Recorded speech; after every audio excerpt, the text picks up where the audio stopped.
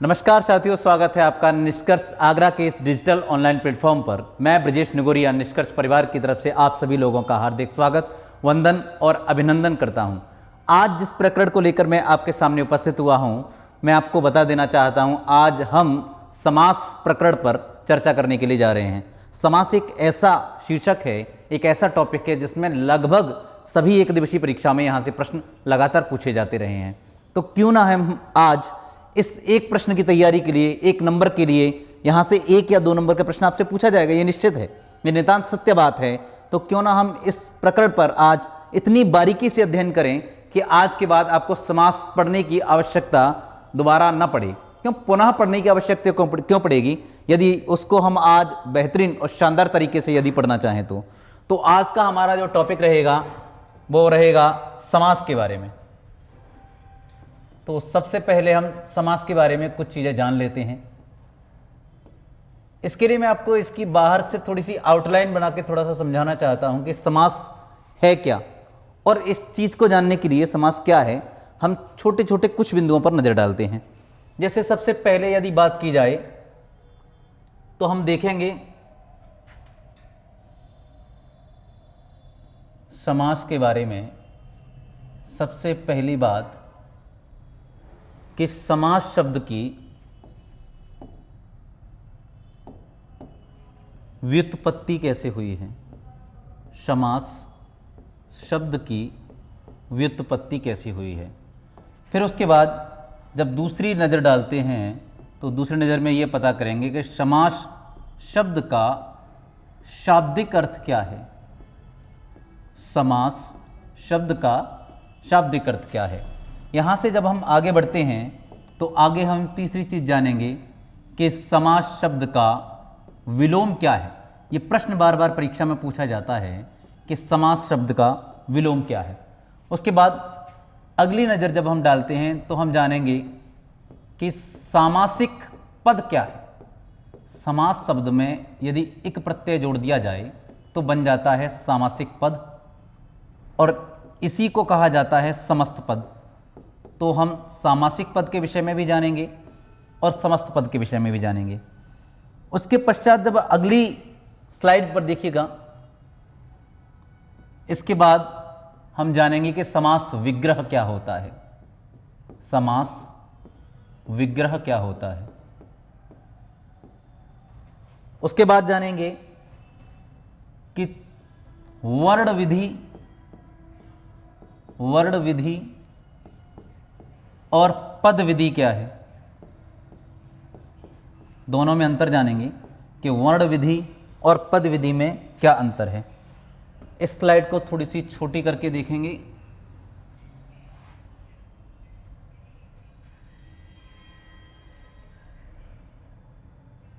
चलिए,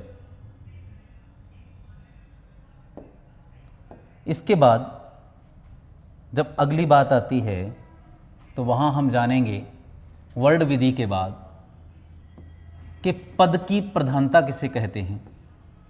पद की प्रधानता कैसे ज्ञात करेंगे, पद की प्रधानता के विषय में। फिर हम जानेंगे कि समास के भेद कितने होते हैं, और इन सब के साथ साथ ही हम जानेंगे कि समास की परिभाषा क्या है। तो ये छोटा सा ये आउटलाइन है जिसके बारे में हम अगर एक एक पॉइंट जान पाएंगे तो, क्योंकि ये जितने भी पॉइंट आपके बोर्ड पर लिखे गए हैं, स्मार्ट बोर्ड पर हैं, आपको प्रतीत हो रहे हैं, इनमें से प्रत्येक में प्रश्न है। जैसे सबसे पहली बात हम व्युत्पत्ति की बात करें तो व्युत्पत्ति को थोड़ा सा खोल दिया जाए तो सम उपसर्ग में यदि आस धातु को जोड़ दिया जाए तो बन जाता है समास। अब जरा ये जान लीजिएगा कि आस के मायने क्या हैं। तो आस माने होता है मिलाना, आस माने होता है मिलाना, और सम माने होता है पूर्ण, यानी कि पूर्ण रूप से मिलाना। पूर्ण रूप से मिलाने से तात्पर्य है कि किसी भी वस्तु को नहीं, किसी भी दो पदों को आपस में यदि मिला दिया जाए, दो पदों को जब मिला दिया जाता है तब बनेगी समास की उत्पत्ति। यदि इसके शाब्दिक अर्थ की यदि बात की जाए तो इसका शाब्दिक अर्थ क्या होता है, ये जानने के लिए इसका शाब्दिक अर्थ होता है संक्षेपीकरण। क्या होता है? संक्षेपीकरण। संक्षेपीकरण का तात्पर्य है छोटा रूप करके कहना वाक्य को। जैसे अगर मैं कहना चाहूं कि रसोई के लिए घर, रसोई बनाने के लिए जो घर बनाया जाता है उसको शॉर्ट टर्म में आप कह देते हैं रसोई का घर, रसोई के लिए घर, रसोई घर कह देते हैं उसे। कन्या के लिए किया जाने वाला दान कन्यादान हो जाता है। तो इतना बड़ा टर्म ना होकर के एक छोटी सी बात अपने दो पदों में, दोनों पदों को जोड़ करके कह दी जाती है। तो ये शाब्दिक अर्थ इसका हो जाता है संक्षेपीकरण। अगली बात आती है कि समास का विलोम क्या है। तो जब इस बात पर नजर डालते हैं तो समास का विलोम हो जाता है व्यास। इस व्यास के मायने इसको विस्तार भी कहा जाता है, व्यास के साथ साथ इसको विस्तार भी कहा जाता है। अगली बात हम ये जानते हैं कि सामासिक पद किसे कहा जाता है। देखिए ये सामासिक पद जो लिखा हुआ है या समस्त पद लिखा हुआ है, ऐसे जैसे मान के चलिए, जैसे मैंने एक शब्द लिखा यहां पर रसोई घर, रसोई घर। अब थोड़ा सा इस चीज पर नजर डालिएगा कि रसोई और घर दो अलग अलग पद हैं। इन दोनों पदों को जोड़ने की जो प्रक्रिया हुई है उस प्रक्रिया का नाम है समास। समास रसोई घर नहीं है, रसोई घर में जो प्रक्रिया हुई है उसका नाम है समास। और दो पद हैं, एक पद है रसोई, एक पद है रसोई और दूसरा पद है घर। इन दोनों पदों को जोड़ने पर जो प्रक्रिया हुई है उसका नाम है समास। और प्रक्रिया के उत्पाद के रूप में जो आपके समक्ष प्रस्तुत आपको दिखाई दे रहा है रसोई घर, ये है सामासिक पद। यानी कि दो या दो से अधिक पद, जरूरी नहीं समास में दो ही पद हों, पद तीन भी हो सकते हैं। तन, मन, धन, तीन पद हो गए। तो जब पदों को सम्मिलित रूप से मिला दिया जाता है उसके बाद जो पद का निर्माण होता है उसे कहा जाता है सामासिक पद या समस्त पद। रसोई घर सामासिक पद है या समस्त पद है, लेकिन रसोई घर में जो प्रक्रिया हुई है उस प्रक्रिया को कहा जाता है समास। इतनी चीज आप ठीक ठाक स्थिति में समझ पाए हैं, मेरा मानना ऐसा है, और बड़ा शानदार समझ भी रहे होंगे। चलिए इसके बाद अगली पॉइंट कह रहा है कि समास विग्रह क्या है। तो ये इसका ठीक उल्टा है। जहां पदों को आपने जोड़ा वहां हुआ था सामासिक पद, समस्त पद। जब पदों को तोड़ दिया जाता है तो वहां हो जाता है समास विग्रह। कैसे समझेंगे? जैसे इसी पद को यदि तोड़ दिया जाए, रसोई और घर, इन दोनों को यदि अलग अलग कर दिया जाए तो कंडीशन जो बनेगी वो होगी समास विग्रह। यानी कि पदों को अलग करना, पदों को तोड़ना या अलग कर देना, तोड़ना या पृथक कर देना। इतनी चीज आप बड़े शानदार तरीके से समझ पाए होंगे। अगली बात, आगे कहा गया है कि वर्ण विधि और पद विधि क्या है। तो सबसे पहले वर्ण विधि के बारे में जानेंगे, फिर पद विधि के बारे में जानेंगे। जब आप समास पढ़ते हैं तो उससे पहले आप जानते हैं, आप संधि पढ़ चुके हैं, क्लास में पढ़ाया गया है आपको। तो संधि और समास में यही अंतर है, मूल अंतर है कि संधि को वर्ण विधि कहा जाता है और समास को पद विधि कहा जाता है। जानते हैं क्यों? क्योंकि संधि में वर्णों के मेल होने के बाद विकार उत्पन्न होता है, वहीं समास में पदों का मेल होता है उसके बाद विकार उत्पन्न होता है। तो ये छोटी सी चीज है। तो यहां मैं आपके सामने लिख देता हूं कि जो संधि है वो क्या है, तो वो है वर्ण विधि। क्या है? वर्ण विधि। और समास क्या है? तो समास है पद विधि। एक बार पुनः पीछे नजर डालते हैं तो समास शब्द की यदि बात करें तो समास शब्द की व्युत्पत्ति के विषय में कहा जाता है कि सम उपसर्ग में आस धातु यानी कि सम माने पूर्ण, आस माने मिलाना, इससे उत्पत्ति हुई है समास की। समास की यदि शाब्दिक अर्थ की बात करें तो समास का शाब्दिक अर्थ होता है संक्षेपीकरण। अगर समास के विलोम की बात करें तो समास का विलोम होता है व्यास। और सामासिक पद या समस्त पद के बारे में मैंने अभी आपको डिफाइन किया था, पदों को जोड़ने की जो प्रक्रिया है वो समास है, और प्रक्रिया के बाद जो उत्पाद बनकर तैयार होता है उसे कहा जाता है सामासिक पद या समस्त पद। उसके बाद समास विग्रह पर नजर डाली थी हमने और कहा था पदों को तोड़ना या पृथक करना। फिर वर्ण विधि और पद विधि के विषय में बात की थी, मैंने बताया था वर्णों के मिलने से जो विकार उत्पन्न होता है वो वर्ड विधि है, यानी कि संधि वर्ण विधि है, जबकि समास कैसा है, पद विधि है, क्योंकि पदों के मिलने पर। अब देखिए दो टर्म्स रह गए, एक तो पद की प्रधानता और एक भेद। चूंकि पद विधि है समास, तो पदों की प्रधानता भी होगी, और पदों की प्रधानता निकालने के कुछ तरीके हैं, कुछ टर्म्स हैं जिनके बारे में बात कर लेते हैं। पहले समझते हैं कि पद की प्रधानता ज्ञात कैसे करेंगे। आप हमेशा ये सोचते रहते हैं प्रथम पद प्रधान हो गया, उत्तर पद प्रधान हो गया, आपको पता नहीं है, लेकिन आज आप एकदम शानदार तरीके से ये समझ पाएंगे कि पद की प्रधानता कैसे ज्ञात करते हैं। समझ पा रहे हैं ना? तो पद की प्रधानता ज्ञात करना, कैसे ज्ञात करेंगे पद की प्रधानता? देखिए, जिस पद के कारण पूरा पद उसके अनुसार सारी क्रियाएं चलने लगी, तो वो हो जाएगी, उसकी पद की प्रधानता होगी। एक उदाहरण से समझेंगे इसे। जैसे मैंने लिखा, एक शब्द है राजा, एक शब्द है माता, एक शब्द है राजा और एक शब्द है माता। अगर राजा के विषय में कहा जाए कि राजा आया और माता गई या माताजी गई, तो राजा के लिए जब शब्द प्रयोग किया जाता है ये कि राजा गया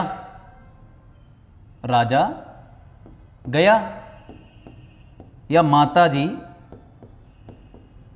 गई, इन दोनों के लिए अलग अलग क्रियाएं प्रयोग हो रही हैं। लेकिन यदि राजा और माता दोनों पदों को जोड़ करके जब बना दिया जाता है राजमाता, तो इसमें समास हो गया, समास नाम की प्रक्रिया हुई और यह बन गया क्या, सामासिक पद या समस्त पद। अब यदि प्रयोग होगा कि राजमाता आई या राजमाता गई, तो जिस पद के कारण क्रिया पर प्रभाव पड़ रहा है, तो प्रधानता किसकी हो गई? यहां प्रधानता हुई है माता की, और माता कैसा पद है? तो माता पद है उत्तर पद। उत्तर पद कहते हैं इसे, चूंकि यह पद पहले आ रहा है इसलिए इसको कहा जाता है पूर्व पद। पूर्व पद। देखिए, इसको राजा की जगह पर राज होने का एक नियम है। जैसे यदि आपसे कहा जाए कि राजा प्लस गण, राजा में यदि गण को जोड़ दिया जाए तो बन जाता है राजगण। क्या बनता है? राजगण। राजागण नहीं बनेगा, राजगण बनेगा। और यह वर्तनी शुद्धि में एकदम धूमधाम से धड़ल्ले से पूछा जाता रहा है ना? तो हम बात कर रहे थे जहां इसकी कि पद की प्रधानता, तो आप इतनी चीज समझ पाए हैं कि यहां उत्तर पद की प्रधानता होने के कारण इसमें तत्पुरुष समास हो जाएगा। इसके बारे में आगे डिटेल में पढ़ेंगे, है ना? अब एक चीज और समझ लीजिएगा यहीं से, एक और उदाहरण लीजिएगा। जैसे मैंने उदाहरण लिया हलधर। हलधर के माने अगर आपसे कहा जाए कि हलधर क्या है, तो आप इसको ऐसे समझिएगा, इसको दो भागों में तोड़ दीजिएगा।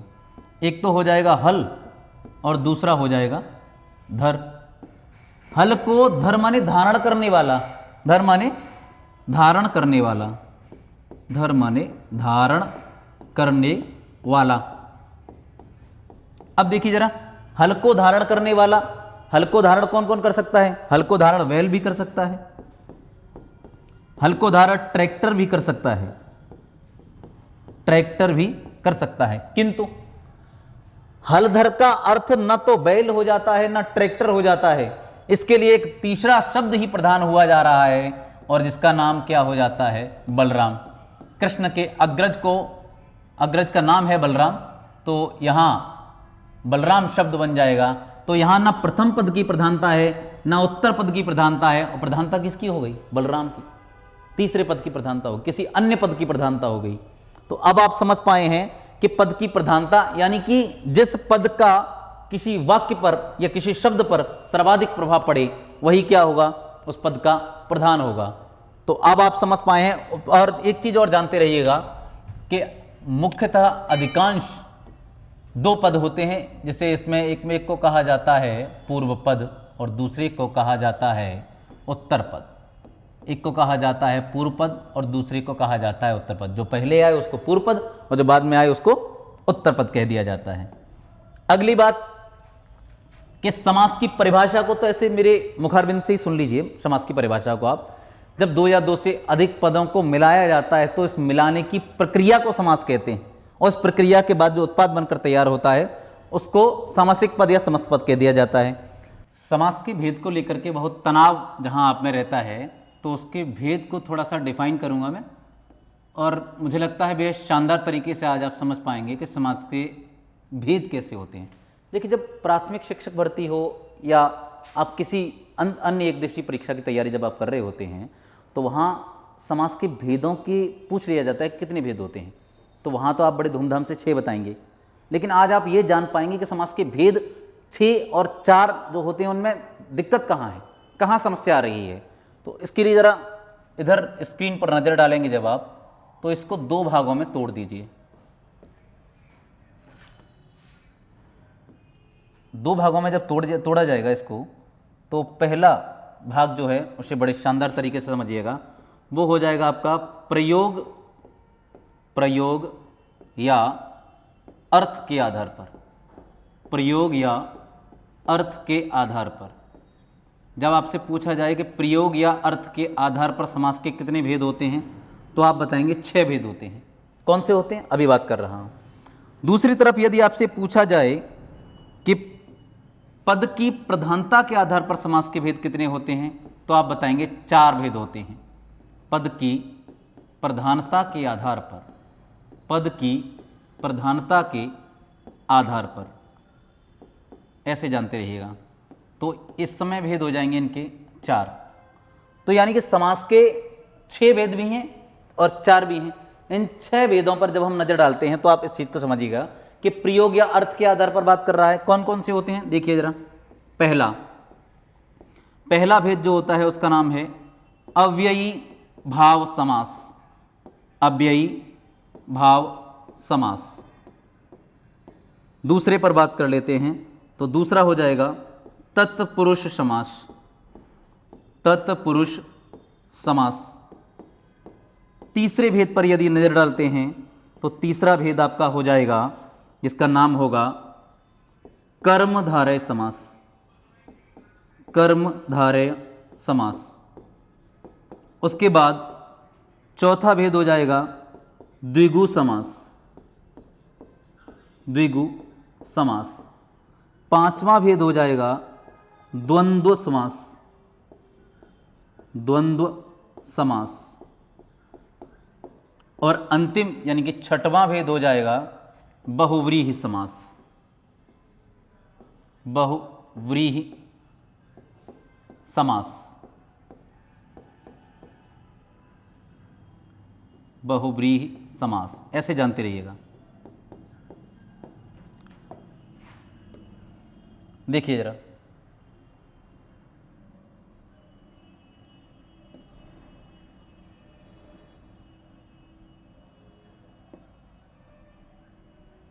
ये पद की प्रधानता के आधार पर जरा नजर डालते हैं, तो इधर पहले सबसे पहले जिसको लेंगे उसका नाम हो जाएगा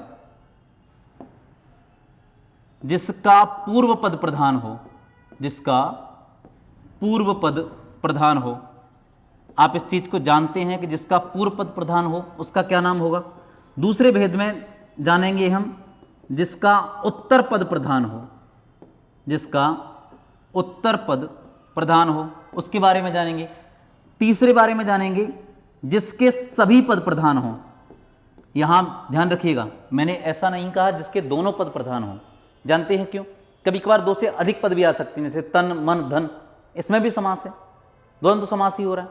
तो दोनों अधिकांशतः दोनों पद प्रधान होते हैं, इसलिए इसको कहा जाता है कि जिसके दोनों पद प्रधान हो। हम कहेंगे जिसके सभी पद प्रधान हो।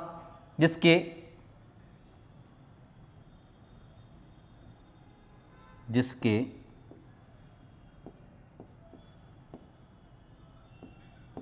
दोनों पद प्रधान हो। पद प्रधान हो। अगला भेद जो अंतिम है उसका है कि जिसका न पहला यानी पूर्व पद प्रधान हो ना ही उत्तर पद प्रधान हो, जिसका कोई अन्य पद प्रधान हो, उसके बारे में बात करेंगे। इसमें होता है अन्य पद प्रधान।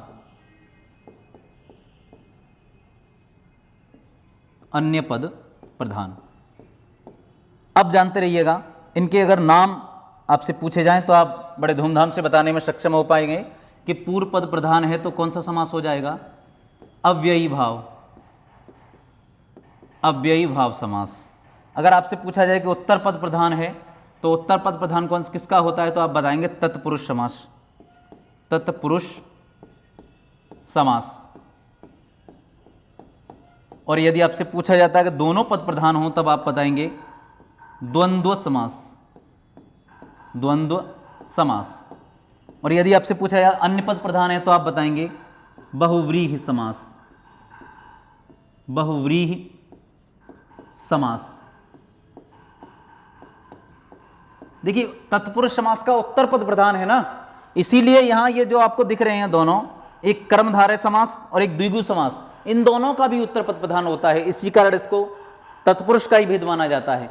किंतु आप बेसिक की तैयारी कर रहे हैं या फिर किसी अन्य एक दिवसीय परीक्षा की तैयारी कर रहे हैं तो वहां आप बताएंगे कि समास के भेद होते हैं 6।